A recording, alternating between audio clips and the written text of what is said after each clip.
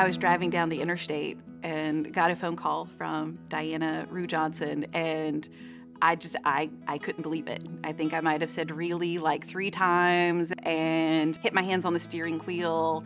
When they called me about the Hines Award, that I had been selected as one of the winners, I was very taken aback. The Hines Award is very important to recognize our wonderful DFCS workers, the boots on the ground folks who do the hard work in and out every day, don't often get the recognition that they deserve. When you look at who would be a Hines Award winner, it's people who, sort of their upstream and downstream relationships recognize they're pursuing a level of performance just consistently that is a credit to the profession. Like I tell people, a title, a position, that's what they are. But when you show people who you are, everything else follows, and someone will recognize you for what you are and who you are. I was excited when I heard that I was nominated.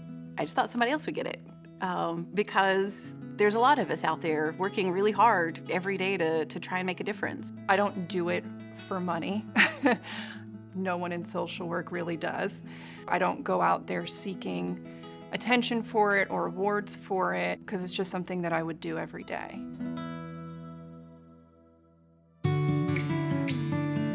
If somebody said, this, you received the Harris Hines Award, anyone who knew Harris Hines would know that that's a big deal, would know that that meant that you really cared about doing your job well, doing your job in a compassionate way. I love every child that unfortunately has to enter foster care for whatever reason that might be, and I will treat any of them like my own to care for them or make sure their case manager cares for them and gives them what they need.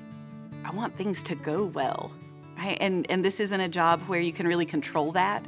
And so what I found in my need to control some things is, well, you know what? If I answer those late night phone calls, if I spend the extra time talking them through testimony and what to expect in a courtroom and kind of building them up, then they're able to build up the people and the families that we work with and help carry it forward.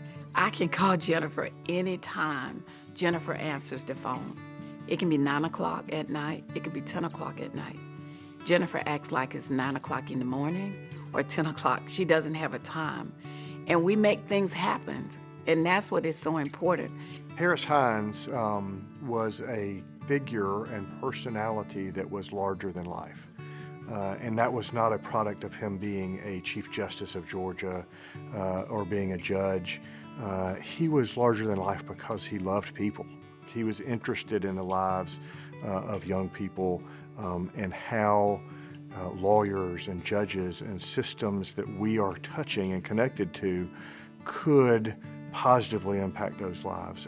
I want to make sure that we have the best court we can and that we get the best outcomes we can. And that's not always just in the courtroom, but sometimes that's being supportive outside the courtroom too, supportive of my client, supportive of the organizations that are affiliated, with the court. As an administrator, I love being able to lead and guide the future in our case managers and our supervisors, helping them grow and develop and learn that social work, as hard as it can be on any given day, there is also great joy in some of the things that we do. You would always find Justice Hines thinking about what positive could be for the individual and the system, and really understood that connecting to people was the place where positive change was possible. Half of these families know the system. They know what's expected, they know what's coming. They don't trust it. As a foster care worker, you have to gain that trust, and sometimes that takes months to do because they have all been, I'll say, fooled before.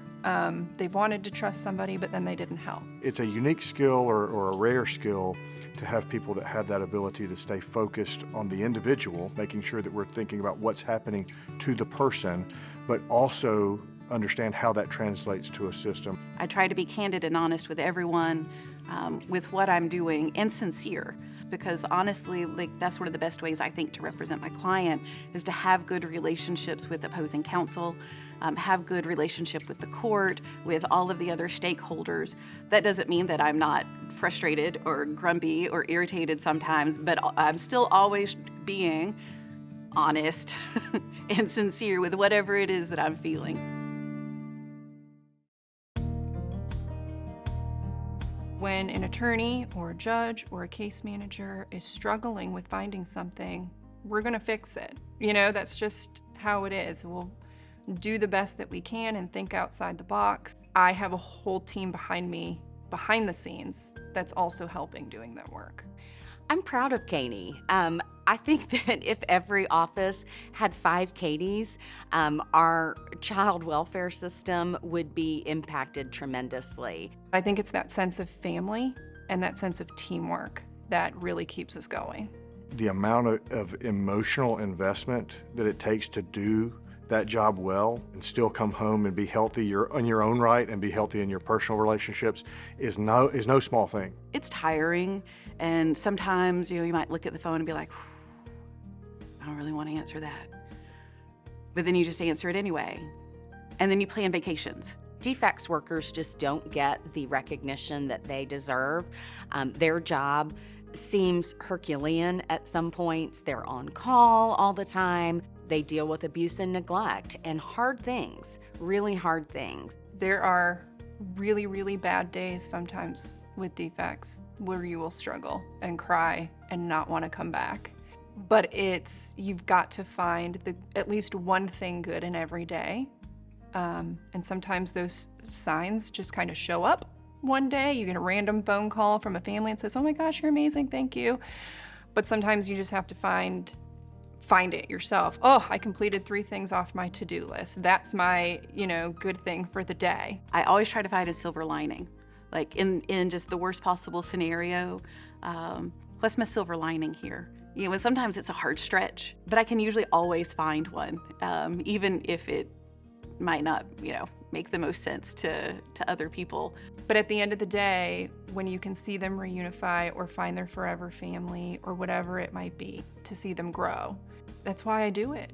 The kids, the families, they all deserve happiness and permanency. It is the best feeling knowing that you've got a family reunified. They're better off than they were when it all started. You can't always get there if all you're doing is just presenting your case in court. Like you've got to be supportive of the whole process.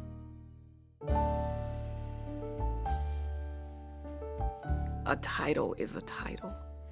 But when you deal with people and they feel your heartbeat, then they can do what they need to do to try and persevere because someone's hands are there to hold them and to lift them out of those ugly situations which many people face. It's the nature of the work that, you have a case and we process cases, but we actually care for people. So the work is a case, but the project is the person. And so I would hope that they would find that to be the reality, is that people recognize their intrinsic value as a human being. I don't really need people to say thank you. If I can see that the parent is different and in a better position than they were, and they're getting reunified with their child, it sounds trite, but that's all I really need.